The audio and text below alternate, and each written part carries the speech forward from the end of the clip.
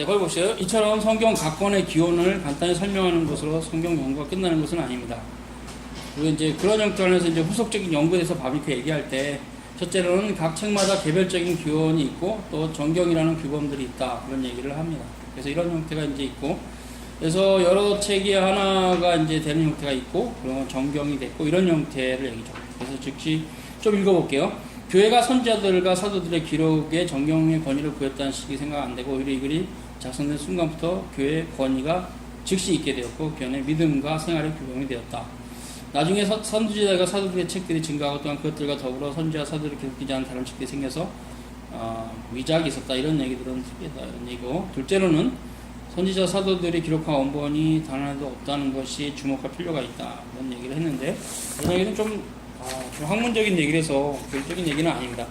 132페이지에 보면 구약은 히브리어도 신약은 헬라어로 각각 기록된 점을 주목해야 된다. 마지막 넷째로 성경 해석하는 일에 굉장한 배려와 노력이 들여졌다. 고대인들은 유대인들의 시대도 그랬고 그의 오늘날 우리 시대에도 이래까지 기나긴 세월 동안 있다. 해석자마다 자기 나름대로 사설은 성향이 있으며 해석의 상당 부분이 치우친 점이 있는 게 사실이지만 그럼에도 불구하고 성경 해석사는 갈목할 만한 발전을 이뤘다. 각 세기마다 자기에 해당하는 몫의 공헌을 이뤘고 최종적으로 판단할 때 흔히 나타나는 인간적인 실수를 사용해서도 하나님의 말씀을 유지시키고 그의 생각들이 세상의 지혜를 무너뜨리고 승리하게 하시는 분이 바로 하나님이다. 그래서 이제 이 부분은 실은 마지막 이 네 번째는 성경과 신앙 고백에서 다시 설명이 됩니다. 다윗과 그 얘기를 하려고 얘기 꺼낸 거니까 이건 솔직히 설명이 필요 없고. 근데 이제 시간이 되는 대로 한번 첫째, 둘째, 셋째 부분을 좀 살피는 것이 의미가 있을 수 있겠어요. 일단 우리가 모세오경은 모세가 기록했죠. 모세가 기록했고 이런 형태가 완벽하게 그 기원과 출처를 알기는 불가능하지만 이제 우리가 추측은 가능한데 모세가 두 가지가 했어요. 구두전승과 기록전승이 있습니다. 가능성이에요. 구두전승은 뭐냐면 아브라함이 계시를 받았고 이삭과 이스라엘에게 연결되고 요셉이 있었고 그 이후 애굽에 내려가는 형태에 있을 때 그런 흐름 가운데 뭔가 구두로 이것은 이제 구절이죠. 이 구두로 전승되는 어떤 하나님에 대한 지식이 있을 수 있어요. 그죠? 첫째. 두 번째는 이제 이것도 가능성이 있는데 뭔가 그때도 언어가 있었다면 특히 문자가 있었다면 아브라함 때부터 뭔가 문자로 이렇게 하나님께 받은 계시들을 기록해 놓은 문집이 있었는데 모세가 이것을 참고해서 모세오경을 썼을 수도 있습니다. 가능성을 얘기해요. 가능성. possibility. 꼭 그렇다는 거 아니에요. 둘 중에 하나죠. 당연히. 그런데 모세가 하나님께 직접 계시를 받았겠지만 그 이전에 어떤 소스를 봤다면 구두전승이나 기록전승이 있었을 것이다. 그리고 또 우리가 관가할 수 없는 것은 모세가 기록한 모세오경의 기록 관련해서 애굽의 학문도 무시할 수가 없는 부분입니다. 애굽의 학문. 왜 중요하냐? 사도행전도 있지만 스데반이 했죠. 이 애굽의 학문은 결국 애굽에 도서관이 있었을 때 이 도서관의 책을 모세가 어쨌건 몇 권을 읽었는지 우리는 모르죠. 그냥 우리가 좋게 얘기해 줍시다. 다 읽었을 수도 있어요. 그래서 모세가 엄청난 학자입니다. 애굽의 모든 학문을 통달했다. 스데반 얘기잖아요. 그러니까 모세는 일단 학자입니다. 학자. 그 당시 당대 최고의 학자입니다. 그리고 그 당시 왕자 교육이라는 것이 우리나라 조선시대도 그렇지만 상당히 학자 교육이에요. 어려서부터 엄격하게 왕자들은 이렇게 교육을 시키거든요. 사서상경도 가르쳐서 왕자가 되려면 지식이 있어야 된다. 당연하죠. 그러니까 모세도 애굽의 학문을 통달했다는 스데반의 얘기가 굉장히 중요한 거예요. 왜 하나님께서 모세에게 애굽의 학문을 통달하게 하셨는가? 성경을 기록하게 하기 위해서. 이게 목적입니다. 그래서 모세의 업적이 물론 우리가 인간적인 거 얘기해 하나님 다 은혜인데 이스라엘을 광야로 이끈 그것도 업적이지만 더 큰 업적은 성경을 기록했다는 게 진짜 중요한 업적입니다. 하나님의 계시를 쫙 기록해서 창세기 1장서부터 신명기 마지막 장까지 딱 쓰고 죽었다는 거예요.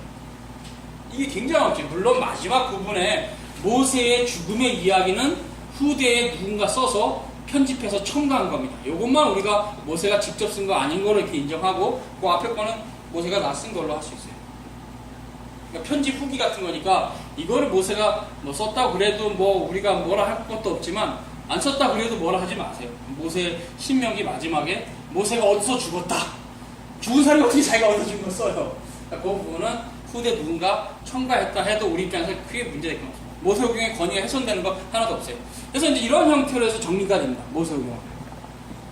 그러니까 이런 부분들이 우리에게 주는 것을 이제 정리합니다. 모세 시대에 문자가 있었다. 이거 우리가 가져야 됩니다. 이 입장을 가지지 못하면 독일의 자유신학자하고 똑같은 사람이 되는 겁니다. 절대 안 됩니다. 모세 시대에 문자가 있었다. 이건 그렇지 않으면 모세가 쓴 게 아니잖아요. 안 됩니다. 모세 시대에 문자가 있었고 어떤 형태는 히브리어가 있었는데 그때 뭐 쓰는 형태가 알렙,베트 이런 게 있었다는 것이 이제 후대 어떤 얘기에 대해서 고체 히브리어가 있습니다. 고체 히브리어가 어쨌든 뭐 그것이 중요한 게 아니고 어쨌든 결론하면 모세 시대에 문자 있었다. 우리 그걸 믿어야 돼요. 목사님 억지로 믿는 거 아닙니까? 학문적이지 않은 거 아니에요? 웃기지 마세요. 절대 학문적이지 않은 거 아닙니다. 모세 시대에 문자 있다는 것이 지금 자유신학자들이 인정하는 겁니다. 초기에 자유신학자들이 모세 시대에 문자가 없다고 얘기를 했어요. 왜? 걔네들의 학문이 거기밖에 안 됐으니까. 근데 후대에 이렇게 고고하게 발굴이 되고 이렇게 이런 문헌학계 발전이 있으면서 이제 걔네들이 깨갱했습니다. 아, 모세 시대 문자가 있네. 아, 미안 이렇게 됐어요. 이게 지금 자유신이 갖고 있는 굉장히 무책임하고 위험한 겁니다. 하나님의 말씀을 함부로 이렇게 잘라버리고 찢어버리고 그랬다가 다시 또 그게 사실인 게 드러나면 미안 이렇게. 저는 자유신학 별로 안 믿어요. 학문 있어요 걔네들. 근데 솔직히 걔네들 진리를 말하지는 않아요. 나중에 또 결과가 바뀌면 또 궤도수정을 하는 애들이에요. 모세시대에 문자가 없었다고 그랬다가 모세시대에 문자가 있었다고 그래요. 이게 지금 자유신학의 혼돈입니다. 여러분 절대로 자유신학자의 견해는 그냥 하나의 견해로 학설로 받으세요. 그걸 진리로 받으면 안 됩니다. 그러나 성경이 무효하다는 건 진리입니다. 학문적으로도 절대 과학적으로 뒤지지 않습니다. 성경이 무효하다는 거 비과학적인 거 아닙니다. 절대 아닙니다. 그러니까 절대로 흔들 거 없어요. 너는 참 바보다? 뭘 성경이 무효해? 여러분 이제 확인해야 돼. 이런 자유신학자 글들도 보면 여러분 이런 싸움들을 지금은 안 할 수가 없어요. 싸워서 여러분 마음 안에 정리가 돼서 누가 물어보면 성경이 무효한 것을 줄줄줄 설명해서 이렇게 만들어야 돼요. 오해가 없죠. 그러니까 여러분 해야 될 일이 많다는 얘기예요. 돈만 벌 게 여러분 삶이 아니지. 할 게 엄청 많아. 하나님에 대해서 알아가야 돼요. 그래서 모세가 썼습니다. 분명히 성경도 모세가 썼다고 돼 있어요. 여호와께서 이 가라사대 기록하라. 모세가 썼다. 그런 본문이 모세오경이 많아요. 정리합니다. 모세가 쓴 5권의 글. 모세오경. 모세오경이 어떤 책이냐? 이스라엘의 헌법입니다. 헌법이 뭡니까? 한 국가의 최고로 높은 법입니다. 맞습니다. 이스라엘이 애굽에서 나오고 국가가 됐는데 이제 여호수아가 이스라엘 데리고 나갈 때는 그러니까 데리고 가나안에 들어갈 때는 진짜 멋진 나라가 됐어요. 광야에서 초기 때는 오합지졸인데 여호수아가 데리고 들어갈 때는 무사. 일본 얘기하면 사무라이가 다 돼가지고 칼 쳐서 쫙 들어갑니다. 가나안 다 죽여버려. 그래서 애굽에 나올 때하고 요단강 건널 때하고 차원이 달라요. 이스라엘. 그때는 이제 여호수아와 함께 다 훌륭한 군인들이 돼서 들어갑니다. 어쨌든 간에 헌법입니다. 모세오경은 이스라엘의 헌법입니다. 기준입니다. 기준. 잣대입니다. 이 말씀이 어긋나면 다 틀린 겁니다. 모세가 얘기했습니다. 내가 하나님께 받아서 전한 이 모세오경의 가르침에 어긋나는 선지자들의 가르침 모두 다 거짓 교리다. 따라하지 마라. 모세가 한 말이에요. 그죠? 정리됐어요. 그래서 헌법. 모세오경은 헌법입니다. 그래서 이스라엘 백성들은 항상 이 모세의 율법을 사모하면서 이렇게 하나님의 말씀을 보고 예수님을 만나고 주님 나라를 기다리면서 하나님을 갔습니다. 누가 그런 줄 아세요? 다윗이. 다윗 시대의 시편이 완성이 됐다 안 됐다? 시험들. 다윗 시대 시편 안 됐어요? 됐을 것 같은데. 다윗 시대. 네, 다윗 시대. 그럼 다윗 시대 이사야가 완성됐다는 점더 다윗 시대 잠언이 완성됐다는 자. 다윗 시대 이사야. 잠언 완성됐을까요? 다윗 시대. 다윗 시대 이사야서는 없었죠. 잠언은요? 왜 잠언은? 잠언서요? 잠언도 없죠. 아니 일부 전체는 아니고 부분적으로. 잠언이 있었을까고? 잠언 때 모든 그걸 취합을 해갖고 그 다윗 시대 잠언이 있었다고? 부분적으로. 아니 그게 제 추측이에요, 추측. 아니죠. 저자가 솔로몬인데. 근데 솔로몬이 다윗의 아들인데. 잠언 전도서는 솔로몬이고 네, 잠언도 솔로몬이에요. 다 솔로몬이 다 쓴 거예요. 네. 그러면 다윗 시대에 잠언은 없었죠. 제가 얘기하고 싶은 건 뭐냐면 다윗 시대는 확정적으로는 율법 외에는 없었을 수도 있어요. 시편도 없었고요. 시편은 다윗이 쓰고 있었거든. 네. 근데 어떻게 기록이 됐었으면 어쨌거나 기록된 형태로서 완성이 안 됐다는 거지. 완성이 됐다 하면 그 정권이 시편 정권이 완성. 뭐 그렇다면 할 말 없는데 완성이 안 될 수도 있다는 거지. 아니 다윗은 시편의 저자니까 다윗이 시편을 읽었냐 이 말이야 그 말은. 다윗이 시편 전체는 못 읽었어요. 왜 자기가 썼는데. 제가 썼다는 그러니까 거는 다윗이 봤을 거는 율법이라는 얘기지. 내. 부분적으로. 다윗이 읽었을 성경은 율법이에요. 그죠? 다윗이 말라기서를 읽었을까요? 못 읽었죠. 다윗이 마태복음 읽었을까요? 못 읽었죠. 다윗이 시편을 다 읽었을까요? 다 그죠? 다윗이 솔로몬의 역사까지 담고 있는 역대기를 다 읽었을까요? 그러니까 다윗이 확정적으로 읽은 건 율법이었어요. 모습. 이거는 왜냐면 확실하게 다윗보다 엄청 전에 이미 정리가 다 끝난 것이었기 때문에 확신할 수 있어요. 그렇기 때문에 다윗의 역사가 기록되어 있는 열왕기, 하나, 뭐 역대, 뭐 이런 거는 당연히 다윗이 못 읽었어요. 그러나 이건 읽은 거예요. 제가 무슨 얘기를 하려냐면 다윗이 읽은 책이라는 거예요. 성경 전체를 못 읽었어도 모세오경을 읽고 다윗은 그리스도를 만나고 하나를 봤어요. 신구약 실체의 통일성은 다윗에게도 있는데 그래서 다윗의 시편에는 그리스도가 뭉클뭉클 보이는데 그런데 그 다윗이 주님을 만났다니까요. 믿음은. 성경을 다 읽어도 주님 못 만난 사람이 있지만 율법 모세오경만 읽고도 주님 만난 이분이 있어요. 그러니까 결국 우리가 얘기했죠. 여호와 율법을 즐거워하여 그 율법을 주야로 묵상한다 해서 그 이야기를 다윗 시대로 돌아가면은 분명히 모세오경이라고 얘기해 주는 게 맞아요. 맞습니다. 토라거든요. 원문도 토라 돼 있어요. 근데 우리 시대로 얘기할 때는 모세오경만을 얘기하는 건 아니에요. 신구약 성경 제발 나오죠. 그러니까 여러분이 만약에 어떤 정말 생각이 짧은 사람이 다윗의 시편 1편을 봤더니 율법만 읽으라 그랬다. 나는 모세오경만 읽고 살랬다 평생. 이러면 안 된다는 얘기예요.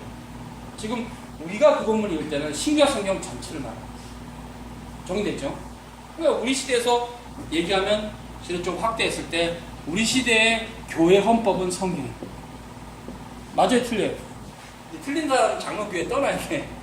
맞죠? 신구약 성경이 교회 헌법입니다. 다윗 시대는 시편이나 잠언이 기록이 완전히 안 됐기 때문에 역대나 이런 게 당연히 모세오경의 헌법이지만 우리 시대는 신구약 전체가 헌법이에요. 이런 것을 이제 하나님께서 계시를 계속 이렇게 그렇죠. 더 확대 나가시면서 모세오경의 그 기록에 모세 신학이 계속 연속적으로 가서 말라기까지 가도록 하는 거예요. 그래서 이런 개념도 굉장히 중요해요. 구약의 교회가 모세오경을 붙들고 하나님 나라를 발견했고 하나님과 사귀고 살았다는 거예요. 모세오경만 붙잡고 최소한 다윗 시대나 솔로몬 시대까지. 그리고 그분들이 쓴 게 이제 시편이고 그쵸 잠언이고 전도서고 그런 거죠. 이사야는 그 앞에 책도 읽을 수 있지만 이렇게 해서 하나님의 말씀이 이렇게 정리가 됐어요. 그래서 모세오경은 어떤 책이냐? 모세가 직접 쓴 거고 신명기 마지막 빼고는 그리고 하나님께 받은 거고 그 중에서 자기 삶의 어떤 경험들이 있는데 애굽에서의 학문도 있고 구두전승이나 기록전승도 있고 그런 모든 것을 모세가 자신의 지혜로 하나님의 은총 가운데 썼다. 그리고 하나님의 말씀이다. 이스라엘 역사에 있어서 이스라엘이 구약의 교회라 하면 이스라엘 구약 교회의 법이다. 헌법이다. 끝. 여기까지 보세요. 이게 이 정도 간략하게 이해하면 모세오경에 대해서 흔들릴 거 없어요. 자유신학자들이 무슨 말해도 됐거든 합니다. 정리가 됐습니다. 모세오경은.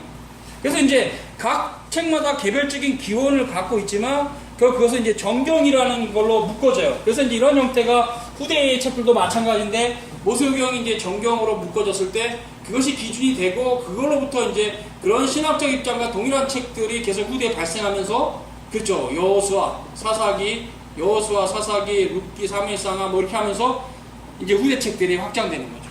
계속 이런 걸 각권을 제가 다 얘기 안 합니다. 그런 시간도 아니까 흐름만 보는데 그렇게 해서 말라기까지 성경이 기록됩니다. 그럼 항상 우리가 변함 이게 지금 1500년 역사인데요. 말라기까지 예수님까지 1500년이니까 말라기까지 1500년은 아니지만 거의 1500년 다 봤을 때 이런 의미들은 뭐냐? 하나님의 말씀이 우누스였다. 하나였어요. 히브리어로 에하드. 하나였어요. 하나의 말씀이 변함없이 모세 시대부터 쫙 늘었어요. 실론에 있어서는 성삼일천은 실론 그리고 기독론에 있어서는 중보자인데 예수 그리스도. 이 교리가 구약의 신약과 동일하게 있어요.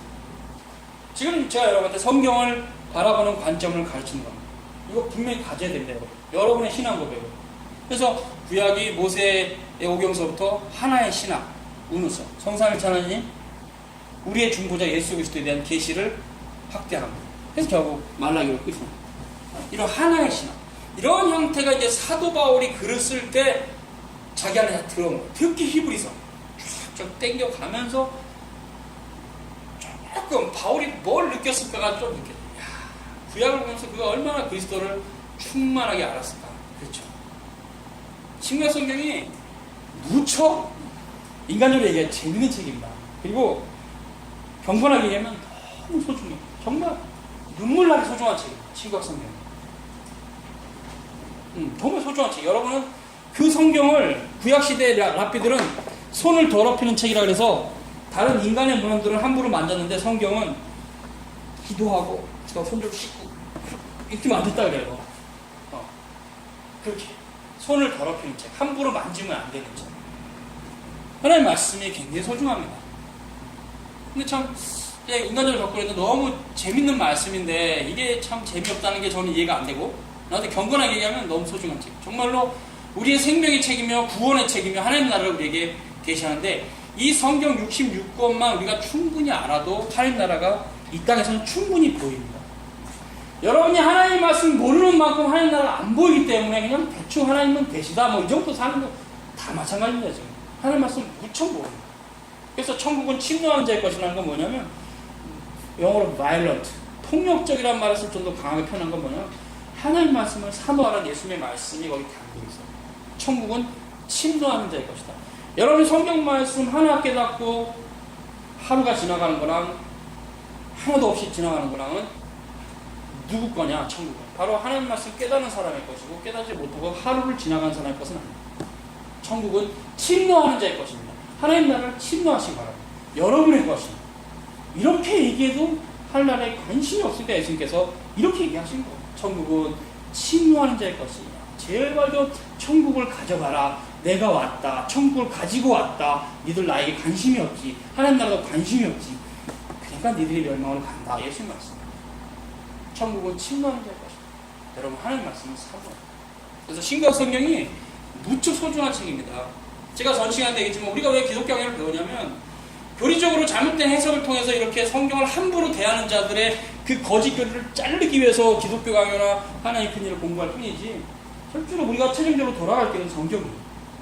성경을 돌아가서 이 성경을 읽고 정말 한 말씀에도 있고 뭐 거기 아스로와 온 무리가 있음이 이 의미를 막 이렇게 묵상을 해야 되죠. 성경에 너희 허물과 죄로 죽었던 이를 위해 주 예수 안에 너희 믿음과 모든 이렇게 성경을 사모해야 됩니다. 성도들은. 그래서 전 시간에 한 얘기 또 반복합니다. 여러분이 하나님에 대해서 알아야 할 지식이 엄청 많습니다. 여러분이 시간이 없어서 또 마음이 짧아서 하나님 사랑하는 마음이 찔끔찔끔 진짜 애기 오줌 싸는 식으로 적어서 지금 하나님 말씀을 대충 알고 죽어가지 하나님 말씀 알 게 너무 많아요. 진짜 많습니다. 근데 이게 지금 그러니까 이제 그 주변 지식들을 쌓아갈 게 많으니까 이게 많은 건데 사람들은 성경만 읽으면 되는 줄 알고 그것도 한글 성경만 달라 뭐 몇 번 읽었다. 나는 하나님 말씀을 다 전보겠다. 10번 읽었다. 이런 식이에요. 아닙니다. 결국 이 하나님 말씀 우리가 이제 교리를 빼고 들어가도 이제 이 시간이니까 제가 얘기해 봅니다. 성경 말씀 구약을 제대로 이해하려면 고대 근동의 역사를 샅샅이 뒤져야 돼요. 이스라엘의 지형도 알아야 되고 그리고 신약으로 돌아왔을 때는 로마 제국의 역사도 알아야 되고 사도시대 교회뿐만 아니라 초대교회까지 하려면 로마 멸망사까지 다 꿰고 있어야, 그죠? 성경을 제대로 볼 수가 있어요. 그러니까 여러분 결국 이제 그거를 공부하신, 신학을 하신 목사들 가르치는 받아야 되겠죠. 신학자나 그런 것 뿐인데, 그만큼 이 하나님의 말씀이 그렇게 만만한 게 아니에요. 평생 공부해도 다 할 수가 없는 너무나 소중한 말씀. 그래서 이렇게 해서 신과 성경이 해석이 되면, 이제 그 다음에는 뭡니까? 신과 성경이 후대에 어떻게 역사적으로, 그렇죠? 이런 말씀들이 잘 정리됐는가를 공부하는 게 교회사예요. 그래서 신자들이 반드시 공부해야 될 것은 기본 과정만, 엘리먼트 코스, 성경과 교회사와 교리입니다. 이 세 가지는 반드시 공부해야 돼요. 아니, 평생을 걸쳐서 공부해야 돼요, 여러분. 이거를. 그러니까 이게 중요한 거죠. 그래서 지금 여러분이 좀 과정이 되어가는 것은, 교리는 뭐 정한 대로 바비크 책 하는 거고, 그리고 이제 숙제로는 기독교하게 읽으라는 거 있고, 그리고 이제 교회사는 우리가 대형적 장로교회사를 하고 있는 여전 상태죠.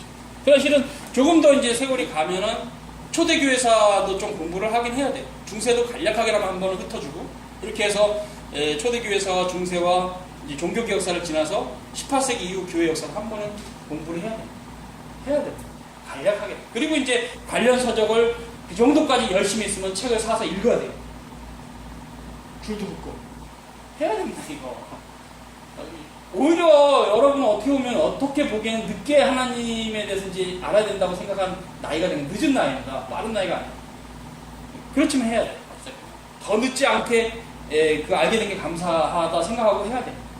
그래서 하나님을 알아가는 데 있어서는 무궁무진하다. 신학자조차도 다 한 건 아니에요. 그래서 바울조차도 다 알았다고 말하지 않은 얘기가 그게 로마서 11장 33절, 35절, 36절. 깊도다 하나님의 지혜와 지식의 부요함이. 솔직히 그 바울이 느꼈던 감정 여러분 100% 못 느낍니다. 바울만큼은. 다만 그러나 희미하게는 유추가 되겠죠. 아, 바울이 뭔가 대단한 걸 봤구나 하는 말씀. 물론 그분이 그때 가지고 있던 성경은 구약입니다. 뭐 우리처럼 이렇게 인쇄술이 잘 발달돼서 이렇게 한 권의 책으로 구약을 갖고 있었는지 모르겠어요. 그러나 중요한 것은 어떤 두루마기로 돼 있어도 어려서부터 이 유대인들은 성경을 많이 접하고 자랐기 때문에 구약 70인경에 대한 이해가 해박했다고 봤을 때는 바울이 본문 쓸 때 굳이 성경을 안 봐도 기억에 많이 남아있죠. 원래 걔네들은 그래요. 그래서 15세까지는 어머니가 성경을 굉장히 많이 읽어줬어요. 굉장히 성경의 지식이 해박합니다. 그렇기 때문에 베드로도 성경을 인용하고 요한도 성경을 인용할 수 있었던 거죠. 랍비 교육은 그 이후에 탈무드나 미드라시를 공부하면서 유대교를 지키는 종교로 갔기 때문에 랍비 교육은 그렇게 중요한 게 아니에요. 오히려 바울에게 있어서 강점이라는 것은 베드로나 요한보다 서기관이었다는 거예요. 바울 수준이. 글을 쓸 수 있는 사람이었어요. 이게 이제 강점이었지, 고대사에서는 이 글을 쓸 수 있는 사람이 적었거든요. 그렇지 지식에 있어서 뭐 짧았다는 건 아니에요. 왜냐면 이게 기록한 것을 읽는 수준들은 다 고만고만하거든요. 유대인들의 지적 수준이 높습니다. 어려서부터 어머니가 성경으로 아주 다림질을 쳐놔갖고 다림질을 쳐놔서 굉장히 성경에 해박합니다. 랍비 교육만 받지 못했지. 랍비 교육이라는 게 나중에 뭐냐면 서기관 교육인데 글을 쓸 수 있어요. 조리 있게. 그래서 이제 바울 서신 13권이 된 겁니다. 바울은 서기관급의 학문을 가지고 있었기 때문에 글을 씁니다. 그러나 하나님을 사랑하는 마음은 바울이나 베드로가 같았다고 했어요. 그래서 개별적인 기원이 있고 이건 끝이 문집이 되는데, 이런 것들이 거기 보세요. 이제 카톨릭을 깝니다. 바빙크가. 교회가 선지자들과 사도들의 기록들의 정경의 권위를 부여했다는 식으로 생각하지 말라. 거기 지금 여러분이 로마 카톨릭을 반대하는, 거부하고 거절하는 그걸 거짓교리로 정죄하는 말하고 있어요. 바빙크가. 교회가 하나님 말씀의 권위를 부여한 것은 아닙니다. 그것이 성경의 자증성의 교리입니다. 성경은 스스로 증거합니다. 성경은 스스로 증거합니다. 성경은 성경이 성경을 말해요. 그리고 성경에 대한 해석도 성경은 성경으로 해석합니다. 절대 다른 문헌은 성경 해석에 들어오지 못합니다. 이것이 바로 웨스민스터 신앙고백의 1장의 신학적 입장입니다. Bible interprets Bible. 성경은 성경으로 해석합니다. 중요합니다. 그래서 우리가 지금은 없어졌지만 옛날에 있는 좋은 성경, 반주 성경. 저는 이거 꼭 권장합니다. 성경책 사시면 반주 성경 사시고 성경 읽을 때 이렇게 반주 성경 좀 보세요. 도움이 될 겁니다. 성경을 해석하는 원리에 따라서 반주 성경이 나옵니다. 그래서 요한복음 몇 장과 관계가 있는 뭐 신명기 몇 장 이렇게 연결시켜놨어요. 이게 반주 성경이 그래서 중요해요. 성경은 성경을 해석합니다. 제가 어렵게 기억하는 건 웨스트민스터 왕국에게 어떤 난해한 본문은 더 평이한 본문을 해석하라. 성경은 성경 해석합니다. 중요하죠. 그래서 교회가 성경의 권위를 부여했다는 식은 안 된다. 그죠? 그리고 오히려 이 글들이 작성된 순간부터 즉시 교회에게 권위를 지니게 되었다. 이게 맞는 교리입니다. 그래서 교회 안에 믿음과 생활의 규범으로 활동을 했다. 그래서 구약 성경이야 뭐 예수님이 말씀하셨으니까 더 이상 예수님이 성경 복음서에 모세 글과 시편과 선지서에 나에 대해서 기록이 되어 있다. 요 말 안에 구약 39권 들어가 있습니다. 그러니까 더 이상 구약에 대한 정경성은 더 이상 뭐 논란이 안 돼. 근데 신약 갖고 이제 장난치는데 왜냐하면 신약은 3세기에 카르타코 회의에서 정경으로 정리했다. 그러니까 그래 봐 카르타코는 교회 회의다. 교회 회의가 성경에 권위를 줬다라는 새빨간 거짓말 한 겁니다. 카톨릭이. 그게 아니라 이미 27권이 성경인 걸 알고 있는 신자들에게 추인한 겁니다. 추인 알죠? 그죠? 하경재가 여기 왔어요. 하경재 얼굴 아는 사람은 이 사람은 하경재입니다. 얘기했어요. 그런데 카톨릭은 뭐라고 얘기했냐면 하경재가 와 있는데 어떤 친구가 이 사람이 하경재입니다. 그때 비로소 하교가 됐다. 이런 얘기예요. 카톨릭. 말해 주실 수도 추인을 한 거에 불과한 거죠? 다 추인.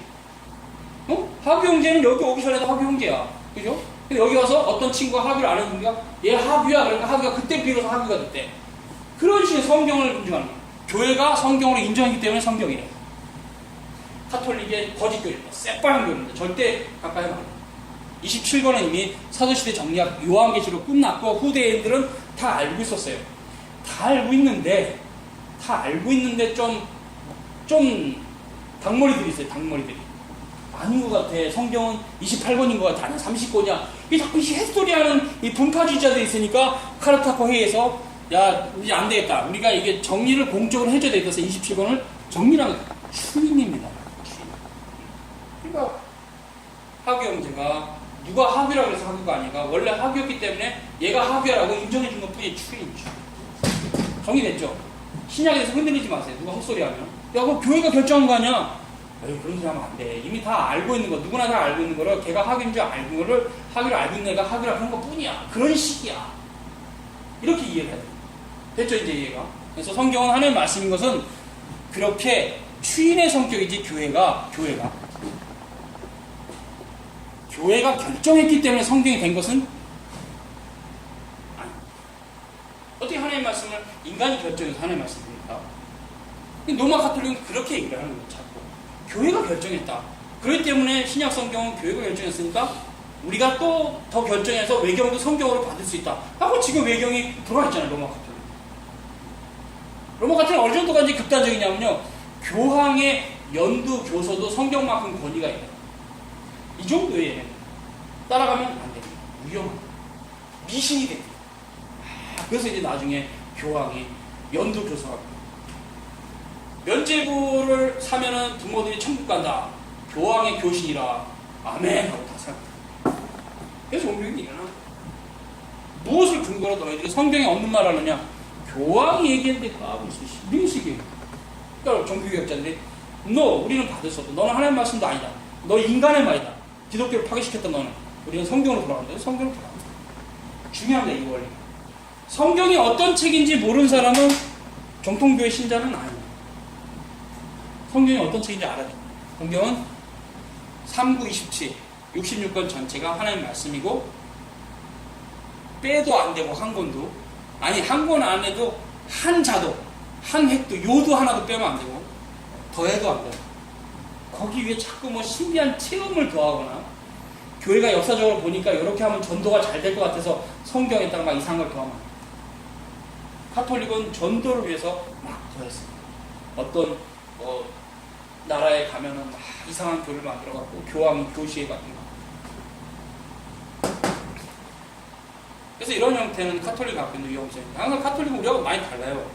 그러니까 카톨릭도 모르고 개신 프로테스탄트도 모르니까 지금 신자들은 이 프로테스탄트들은 카톨릭으로 많이 가는 거예요. 어디 카톨릭이 좋아 보이니까. 근데 개신교 교리를 제대로만 알면 카톨릭 못 가요. 징그러워서. 거기 갖다 놔주시면 되지만 징그러워서 못 가요. 진짜 잘못됐습니다. 그래서 우리가 성경이 스스로 증거한다. 자증성. 추인 교회는 단지 추인. 정리를 끝냅시다. 그리 됐고요. 쭉 넘어갑시다. 그리고 선지자와 사도들이 원본이 없다. 이 부분도 좀 얘기를 합니다. 둘째로 이거는 어떻게 우리가 또 받아들일까? 이거 가지고 또 자유주의학자들이 많이 또 장난을 칩니다. 봅시다. 성경은 원본이 없다. 맞습니다. 인정합니다. 원본 없습니다. 원본. 근데 원본이라는 건 그거잖아요. 하경제가 글을 썼어요. 하경제가 친필로 어떤 공책을 가지고 그 공책이 원본 맞죠? 맞죠? 정말 맞죠? 근데 이제 우리 시대는 이 기기가 좋아요. 기기가. 그죠? 복사기가 있습니다. 복사를 했어요. 복사기로. 진짜 선명하게. 그러면 하경제가 나는 지혜를 사랑했는데 복사했어요. 나는 지혜를 미워해. 이렇게 복사가 됩니까? 안 되죠. 안 되죠. 지금 기계가 좋으니까. 그러니까 지금 원본이라는 의미는 뭐냐면 우리가 하경제가 쓴 노트는 중요하지 않아요. 노트에는 내용이 중요한 거지. 그죠? 사도가 직접 쓴 파피루스 종이가 중요한 게 아니라 사도가 직접 쓴 내용에 혹시 오탈이 있지는 않냐. 그죠? 오탈. 후대 이렇게 뺏기면서 지금 같은 복사기가 없으니까 뺏기면서 누가 아자를 베타를 쓴 거 아니야. 이런 형태가 이제 문제거든요. 이게 사본학인데 결국은 원본이 없다라는 얘기가 원문이 없다는 얘기는 아니에요. 오리지널. 원문은 있습니다. 정리합니다. 지금 2세기서부터 16세기까지 인쇄술이 발명되기 전까지 필사본이 있었는데요. 이게 파피루스인데 이본이라는 건 뭐냐면 잘못된 부분이 많지 않아요. 성경 27권 전체에서 신약 얘기하는 겁니다. 정리합시다. 그러면 성경에 지금 이게 몇 년입니까? 몇 년입니까? 1400년 되나요? 그죠? 1400년의 역사 맞나요? 맞죠? 1400년이죠? 2세기에서 16세기 때문에. 네. 1400년의 역사에서 이본이 거의 없다면 그 사도들의 그러니까 그 성경의 사본들이 원본하고 다른 겁니까? 똑같은 겁니까? 똑같은 겁니다. 그래서 사본학을 하는 사람들은 학자니까 이 이본도 더 정경에 똑같은 걸 찾아가는 학문을 하는 것이지 일반 신자들이 함부로 이런 거 가지고 성경은 오류가 많네 이러면 안 됩니다. 오류가 없는 본문이 99%고 1%에서 2% 정도가 이본이 있는데 성경 전체 비율적으로 그 이본이 없는 건 다 사도가 쓴 게 맞지 않습니까? 그죠? 그거예요. 그래서 지금 같은 기기가 없으므로 이본이 발생했을지라도 이본이 없는 수십 개의 본문은 그냥 이거는 사도가 직접 쓴 거라고 생각하면 돼요. 직접 그 공책이 없을 뿐, 원본이 없을 뿐, 원문은 남아있어요. 그리고 원문 성경 거의 틀린 거 없습니다. 여러분 그걸 믿으셔도 돼요. 사본학을 저도 조금 해봤는데 결국 틀린 부분은 대충 이런 거 있어요. 제가 본 거는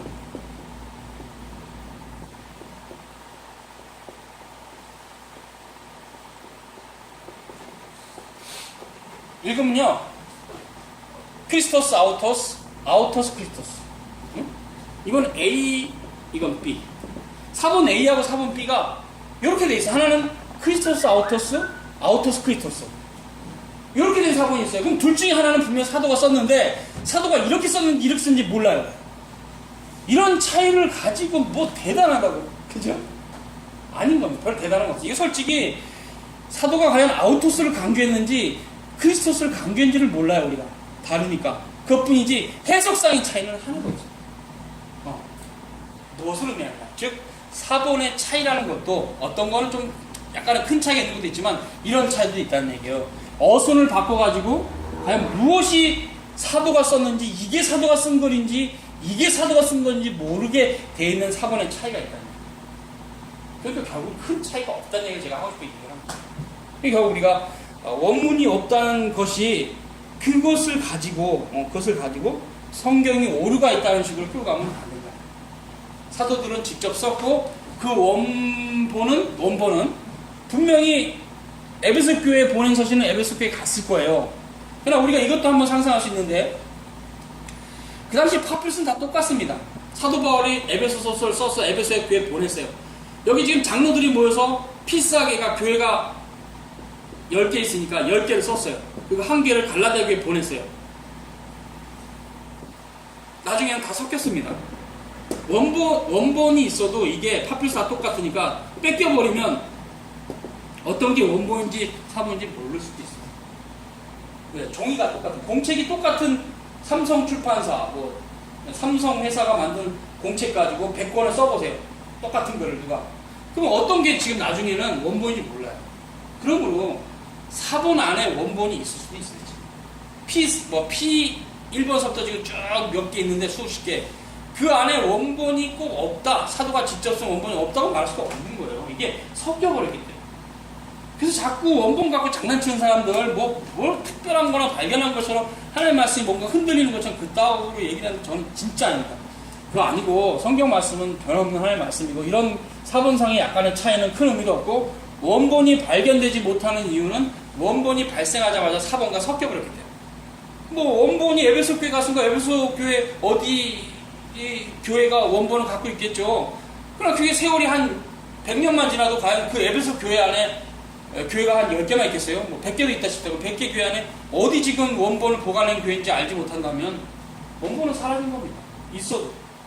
그래서 이제 이런 부분들이 이제 우리가 고민해야 되고, 한국의 학자 중에서는 이제 헤어킴이라고 하는 분이 P46을 가지고 이것은 AD 86년에 기록이 됐다 이렇게 이제 주장했고, 이런 주장에서 독일의 자유주의학자들이 아무 말도 못했을 때 이것이 정설로 받아들여야 되고, 이것이 맞다면 P46 자체가 사도 바울의 직접 쓴 서신에 가장 근접하죠. 바울 서신이 AD 70년경에 거의 완성이 끝났다면 86년경에 P46이 피사가 된 거라면, 복사가 된 거라면 피사 매뉴스크립트, 그러면 결국 이 의미는 뭡니까? 결국은 거의 사도 바울의 글이, 그러니까 원문이 그대로 들어갔을 확률이 많아요. 그러니까 P46 같은 경우에는 권위가 있다고 볼 수 있죠. 독일의 자유주의학자들이 반대를 못했어요. 왜? 자기들 엄청난 학문을 갖고 있지만 헤어킴의 결론에 대해서 반박할 수 있을 정도로 과학적이었기 때문에 기법 항복한다. 근데 우리는 너 말을 인정해 줄 수 없다. 너는 쪽팔린 오리엔탈이잖아. 우리는 백인이야. 쪽팔려. 이렇게 된 거예요. 이렇게 된 거예요, 진짜. 그래서 알려지지가 않았어요. 이분의 그 헤어킴의 어떤 저서가 계속 독일의 자유신학계를 두드렸는데 자유신학에서는 안 받아주니까 카톨릭을 찾아가지고 카톨릭 비블리카에 실어달라고. 카톨릭 신부가 좋다, 우린 실어줄게 해서 카톨릭 신문에, 카톨릭 그 신학 저널에 실렸어요. 비블리카에. 그 정도로 독일 자유신학자들이 이걸 굉장히 두려워합니다. P46은 AD 86년에 썼다. 중요한 겁니다, P46이. 사본 얘기 나오니까. 그래서 원본이 없어도 이미 사본들이 이렇게 고대 사본이 있다면 바울서신 거의가 있거든요. P46이. 그렇다면 우리가 결코 원본에 대해서 그렇게 흔들릴 거 없어요. 좀 차이가 있는 거 큰 문제 없어요. 여러분 한글 성경에 있다 보면 없음 몇 장, 57절 가로치고 없음 이런 거 읽어봤죠. 이게 사본상의 차이 때문에 이게 나옵니다. 그냥 신경 쓰지 마시고 그냥 가시면 돼요. 지금 한글 성경을 열심히 읽어서 주님이 우리에게 무엇을 말씀하는지 아는 게 중요하지, 왜 없어졌지 이거? 성경에 오류가 있네? 이런 식으로 하면 안 돼요. 절대 안 됩니다. 그래서 우리가 하나님의 말씀을 굉장히 소중히 여겨야 되고, 참 그냥 제가 제 개인적인 감정을 느껴요. 너무 소중한, 하나님의 말씀은 너무 소중한 책이에요. 이거 정말 우리 주님께서 피로 쓰신 사랑의 그쵸 복음, 유한겔리온 복음인데 이거 정말 놀라운 책이에요. 더 얘기가 됐어 그냥. 여러분 그냥 믿으시기 바랍니다. 그래서 둘째 얘기했죠. 132페이지.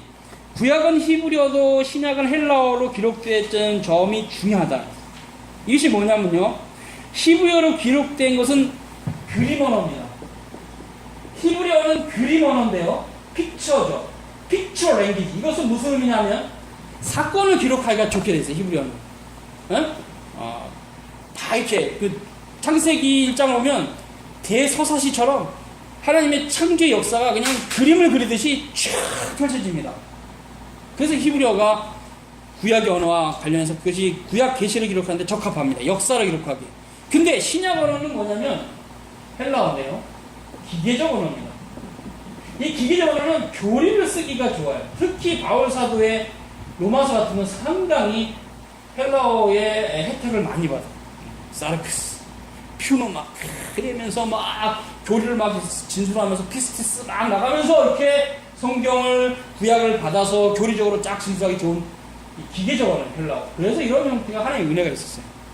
두 번째는 왜 하나님은 구약은 히브리어로 기록하시고 신약도 히브리어에서 기록하시고 헬라어로 했을까? 하나님께는 히브리어도 헬라어도 하나님 거예요. 하나님이 주신 거예요. 그죠? 일반은총. 한글도 하나님 겁니다. 맞죠? 세종대왕이 하나님의 은총을 받아갖고 쓴 겁니다. 우리에게 준 겁니다. 맞죠? 이걸 일반은총이라는 거예요. 그러니까 결국 하나님의 말씀이기 때문에 다 히브리어만 하나님의 말씀이 아닌 거죠. 이미 이제 온 백성들에게, 온 세상 로마 제국 전체 백성들에게 하나님의 말씀을 이해시키기 위해서 하나님은 섭리 가운데 사도들에게 이제 너희는 헬라어로 써라 하신 겁니다. 그러니까 히브리어로 썼지 않다 해서 헬라어 성경이 히브리어보다 권위가 없다거나 그런 건 아닙니다. 그래서 히브리어는 히브리 시대의 그 경륜에 맞았고 헬라어는 헬라어의 경륜에 맞았기 때문에 신구약 성경의 헬라어 히브리어에 대해서도 우리는 모두 다 하나님의 말씀으로 아멘하고 따라가야 됩니다. 정리합시다. 그래서 히브리어와 헬라어의 의미를 자꾸 너무 많이 두지 마라. 왜 하필 이교의 언어인 헬라어로 쓰셨어? 그렇게 생각하지 마시라는 얘기예요. 모두 다 하나님께로부터 왔기 때문에 히브리어를 하나님께 쓰셨던 헬라어로 쓰셨던 하나님의 재료는 뜻 가운데 하셨으니까 우리는 아멘 하면 됩니다. 그래서 성경을 여러분 대할 때 절대로 언어를 가지고 달리 생각하지 마세요. 하나님이 다 하신 겁니다. 그래서 무엇보다 또 이것이 원문은 아니지만 또 영어로, 독일어로, 불어로, 서바나어로, 이제는 일본어로, 한글어로, 중국어로, 필리핀어로 다 번역이 됐기 때문에 이런 놀라운 역사가 안에서 우리는 의미를 또 둬야 됩니다. 하나님의 말씀이 이제 온 세상의 언어 가운데 충만합니다. 그래서 이제 그 GBT라고 하는 선교사들은 문자가 없는 미개한 종족에 들어가서 문자를 만들어주고 성경을 그 문자로 만들어서 준다 그래요. 이게 GBT 사역이라고 해요. 귀한 사역이죠. 그래서 하나님의 말씀이 온 세상 가운데 퍼져가는 이 놀라운 역사가 지금 있는 걸 생각할 때 하나님 나라는 지금 현재 그리스도가 가지고 오셔서 우리 가운데 계십니다. 하나님 나라 우리 가운데 있는데 아쉬운 건 신자들이 하나님 나라를 너무 모릅니다. 그 나라가 얼마나 소중한 나라인지 모릅니다. 하나님 나라 알아가시고 하나님 나라 목사님 어디서 알아가야 돼요? 기도 많이 해야 되나요? 산기도 해야 되나요? 금식해야 되나요? 아니요. 하나님 말씀을 사모하시다. 그것이 성경만 읽는 것이 아니라는 건 설명 다 했죠. 성경만 읽는다는 건 아니고 이걸 반드시 읽어야 되지만 이거에 연관된 주변 지식도 엄청 많이 필요하다는 거. 그렇다 해서 지식이 짧다 구원받지 못하는 거 아니니까 못 따르는 사람은 못 따르는 사람들을 구원받는 거에 믿음이 있으면 상관없어요. 그러나 여러분의 인생이 하나님을 모르는 만큼 손해입니다. 인생을 살아가는 게. 하나님 모르는 만큼 손해요. 하나님 우리가 많이 아는 것만큼 얼마나 감사한지. 바울의 마음이 조금이라도 이해가 되고, 야, 바울이 정말 삶은 못 따라가겠는데, 야, 그분 하나님 말씀이 충만한 건 진짜 귀하다. 그죠? 바울의 삶을 여러분 어떻게 따라가요? 맨날 두드러 맞고, 실신하니까 갖다 버리면 제자들이 깨워서, 살리고, 또 아니면 또 막 맹수하고 싸우고, 바다를 건너고, 이거 우리가 어떻게 살아, 이렇게. 그러나, 바울이 하나님 말씀을 충만히 알고 있는 건 정말 귀한 겁니다. 여러분도 그런 바울의 마음이 이해가 돼야 돼요. 그래서 우리가 하나님 말씀이 충만한 신자들이 돼야 됩니다. 하나님 말씀 정말. 그러면, 정말 성경 한 부분 갖고 장난치는 이단들이 그냥 가짜게 보입니다. 이제는. 그러세요. 그리고 그냥 통과하고 그냥 하나님 말씀대로 그냥 살면 되고. 그래서 우리가 교회가 역사적으로 어떤, 그 얘기 하니까, 이단들 얘기하니까 이제 그 얘기가 생각나서 이거 설명하면 마치겠는데, 아마 성경과 고백과 연결. 교회 역사는 2세기잖아요, 2세기. 그죠? 1세기는 이제 신약사라 할 수 있고, 2세기부터 초대교회에서 교회, 사도시대와 좀 구분해서 2세기부터가 이제 교회 역사입니다. 이거는 성경 기록의 역사고 21세기를 지금 살고 있으니까 교회 역사는 교회 사는 성경의 해석사다. 교회 제가 좀 글을 참 교회 사는 성경의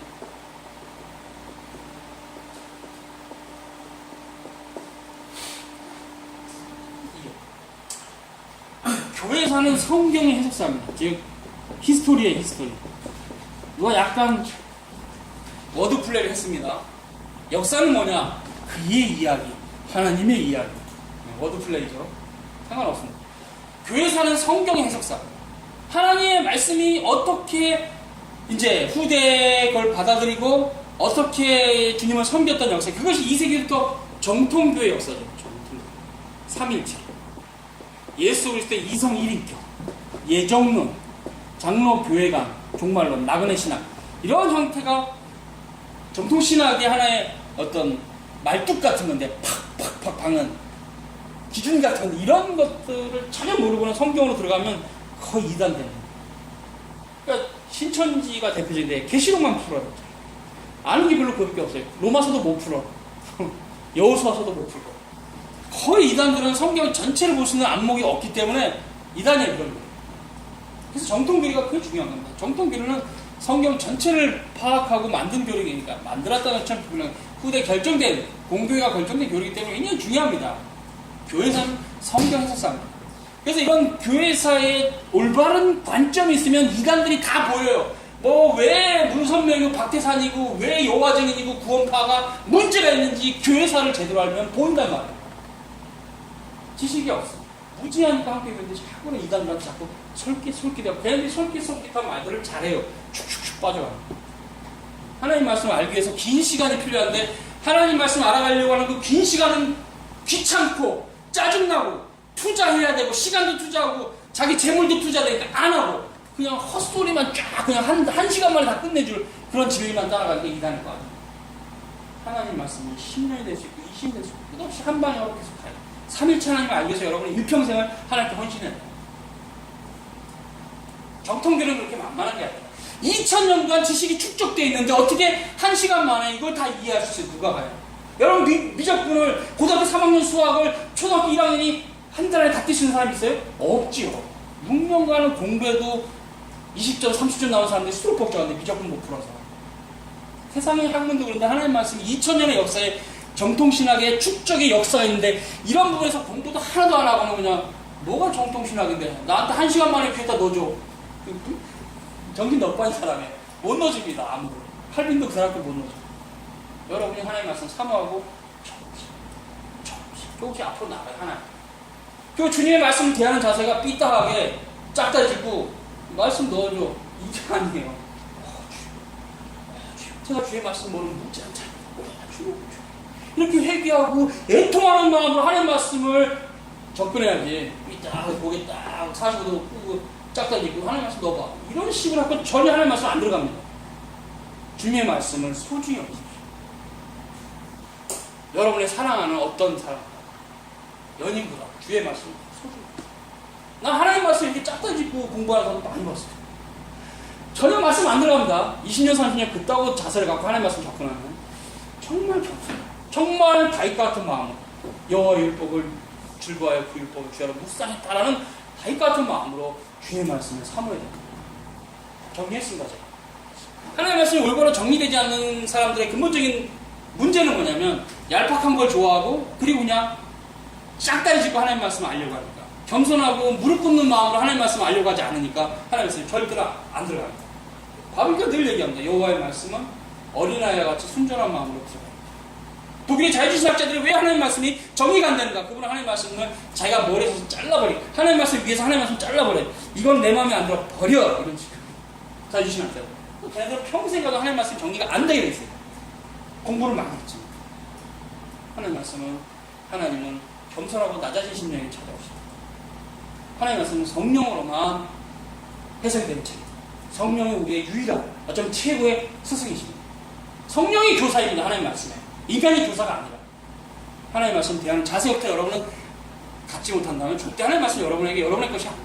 우리는 주님 앞에 얼마나 큰 죄인지, 얼마나 어두운 자든지, 진리에 대해서 얼마나 무지한 자든지, 주여, 주의 은혜가 없으면 주의 말씀을 올바로 알 수가 없습니다. 그리고 실질적으로도, 학문적으로 봐도 2000년의 역사가 축적되어 있는 정통교회 교리가 있다는데, 그걸 어떻게 1시간 만에 이해가 돼요?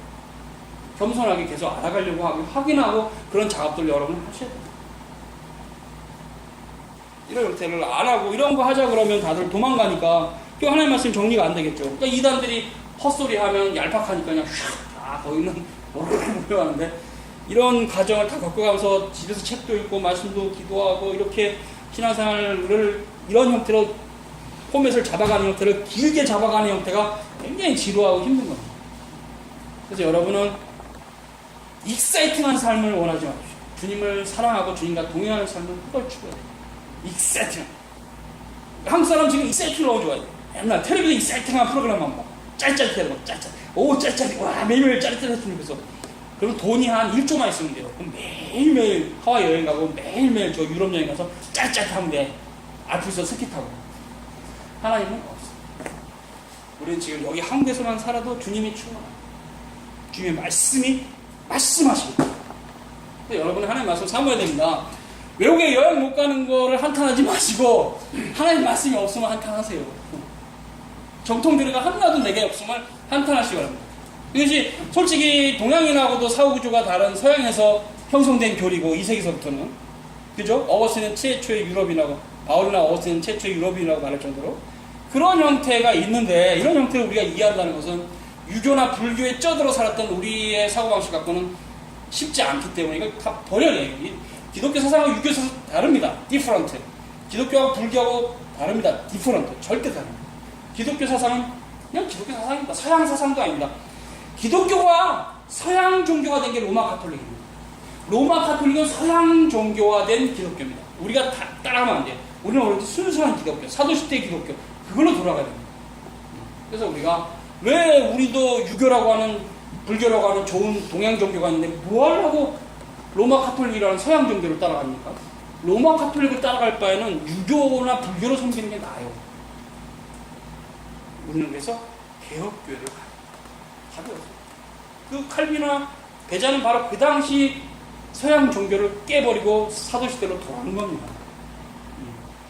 그 역사를 여러분이 그러니까 제가 이해하는 걸 조금 저에게 더 많이 이해하려면 또 그 제가 읽었던 책도 읽어야 될 거고 더 많이 공감하기 위해서 뭔가 작업들을 해야 되겠죠. 맞습니다. 그만큼 종교개혁은 우리 시대도 진실이고 그런 교리들을 버린다는 것은 우리 시대 다시 또 동양화된 기독교를 만드는 거예요. 서양화된 기독교 로마 가톨릭이면 동양화된 기독교가 지금의 개신교일 수도 있겠네요. 왜? 유교하고 불교하고 기독교 섞으면 되고 유교 불교 사상과 기독교 섞으면 동양화된 기독교가 됩니다. 그럼 우리는 절대로 동양화된 기독교도 서양화된 기독교 싫습니다. 사도시대 교회도 그래서 개혁교회. 그래서 개혁된 교회는 항상 개혁된다는 그런 배자의 그런 원리는 하나님 말씀으로 개혁이 된다는 거지 하나님 말씀을 개혁한다는 게 아니에요. 근데 독일의 자유신학자들은 18세기 이후에 계몽주의 영향을 받아가지고 하나님 말씀을 뜯어고쳤어요. 그게 가장 근원적인 그들의 문제입니다. 우리는 말씀으로 나를 개혁하는 거지 내가 기준이 돼서 성경을 뜯어고치는 게 아닙니다. 중요합니다. 이 원리가. 그래서 이 개혁되는 교회는 개혁된다는 말을 오해하는 분들은 자기가 기준이 돼가지고 자꾸 성경 말씀을 뜯어고치려고 합니다. 우리는 우리가 기준이 아니고 하나님 말씀이 기준이고 하나님 말씀을 내게 비춰서 내가 개혁이 되는 거죠. 이건 평생 싸움입니다. 하루아침에 여러분 다 알미스주의자인데 칼빈주의가 되겠어요? 없이 말씀으로 자기를 씻어내고 그 펠라그스 교리 인간의 힘으로 하나님께 이룰 수 있다는 이 펠라그스 교리 이 펠라기우스 교리 즉 불교의 교리가 일치 않은 이런 썩어빠진 로마 가톨릭 교리를 빨리 내 마음에서 씻어내야 됩니다. 하나의 절대 주권으로만 구원받는다는 이 은혜 언약의 교리 이 신칭의 교리를 이해를 해야 됩니다. 굉장히 중요한 거예요. 그래서 우리가 우리 힘으로 구원받지 못합니다. 우리 공로로 하늘나라에 가서 50평 더 큰 집에 살고 그런 거 없습니다. 다 거짓말이에요. 새빨간 거짓말. 여러분은 하나님을 알아야 돼요. 여더포드도 그 얘기를 했고 칼빈도 그 얘기했지만 인간의 최고의 목적이 뭔가 하나님을 아는 것이다. 이게 정통 기독교가 우리에게 전하는 그죠? 이게 올바른 가르침입니다. 지금 이게 지금 살아요, 상황이. 하나님 알려고 하질 않아요. 하나님이 우리에게 먹을 것 주셨습니다. 입을 것도 주셨습니다. 이렇게 좋은 물건도 주셨습니다. 선풍기도 주셨고. 우리가 해야 될 건 뭐냐? 우리를 만드신 자를 기억하는 거예요. 우리에게 이런 귀한 것을 주신 그분을 기억하는 거예요. 그게 기독교인이에요. 그걸 기억하지 못하는 게 세상 사람이고, 그걸 기억하는 게 기독교인이에요. 왜 우리가 세를 받는가? 우리를 창조하신 창조주를 구주로 알기 위해서 세를 받는 거예요.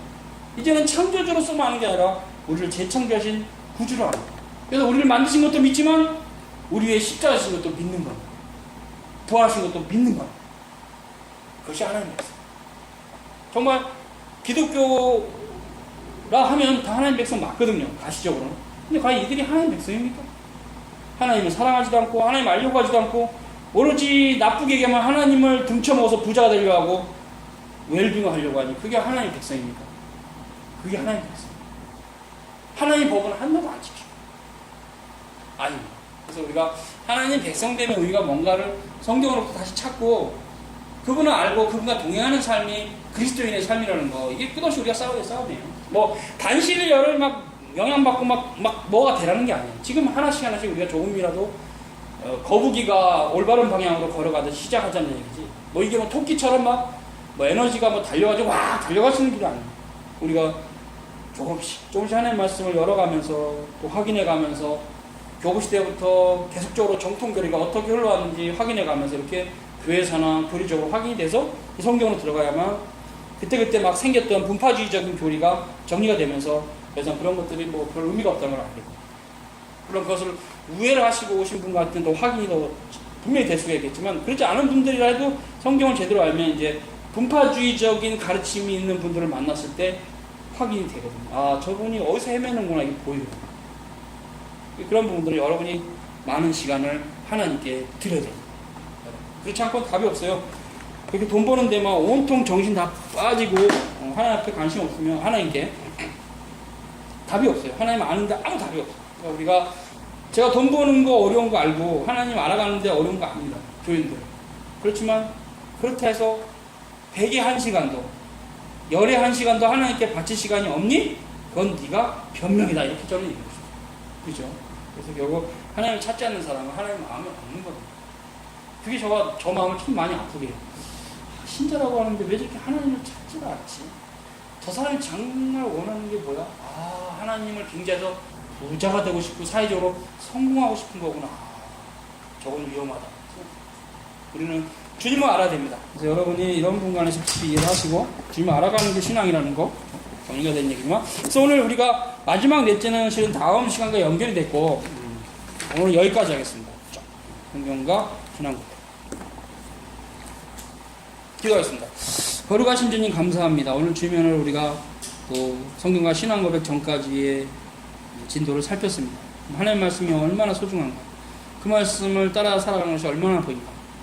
시편 기자가 복 있는 사람은 여호와 율법을 즐거워하여 그 율법을 주야로 묵상하는 자라고 했던 그 의미들을 알게 하시고, 여호와의 말씀 붙잡고 씨름했던 그런 다윗과 같은 신앙이 우리가 되게 해주시고, 이사야와 같은 신앙이 되게 해주시고, 또 그런 신앙을 계승해서 우리의 죽으신 예수 그리스도를 바라보고 부활하신 주님을 따라서 교회를 세웠던 사도 바울과 사도 베드로와 12사도들과 또 많은 신자들을 그 신앙을 따라가게 해 주셨습니다. 거룩한 주님, 교회 역사 속에 있었던 올바른 가르침들을 잘 분별해서 그 가르침을 따라가게 해 주셔서 긴 시간이 걸리고 지루함이 있고 어려움이 있을지라도 인내하면서 진리가 무엇인가를 사모하게 해 주셔서, 거룩한 주님, 그러므로 우리가 더 많이 생각하게 하시고 더 많이 하나님 앞에 묵상하게 하셔서 하나님의 말씀이 충만하게 하여 주시옵소서. 예수 이름으로 기도 올려옵나이다. 아멘. 네, 수고하셨습니다.